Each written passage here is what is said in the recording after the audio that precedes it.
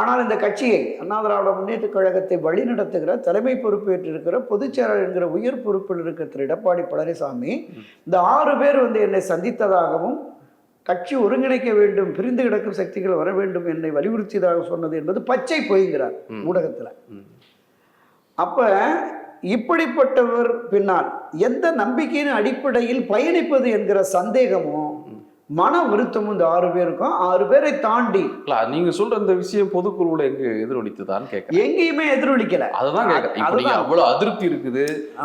பெரிய அளவுல ஊடகங்களை செய்தி இருந்துச்சு. ஆனால் அதை ஒரு சில பேர் கூட ஆமான்னு சொல்லி இருக்கிறாங்க. ஒரு சில பேர் அது குறித்து கருத்து தெரிவிக்கல. திரு எடப்பாடி மட்டும் அப்படி எதுவுமே நடக்கலன்னு சொல்றாருன்னா, அப்போ ஒரு பிரம்மாண்டமான ஒரு கூட்டத்துல பொதுக்குழு உறுப்பினர்கள் எல்லாம் சேர்ந்து அதிமுகனாலே பொதுக்குழு என்ன முடிவெடுக்கோ அதுதான் இதுவரைக்கும் நீதிமன்றத்தில் சொல்லக்கூடிய விஷயங்களே அதான் இருக்குது. பொதுச் செயலாளரே பொதுக்குழுவால் தேர்ந்தெடுக்கப்படக்கூடிய அளவுக்கு தான் அது ஒரு வலிமை மிகுந்த ஒன்றாக இருக்கு.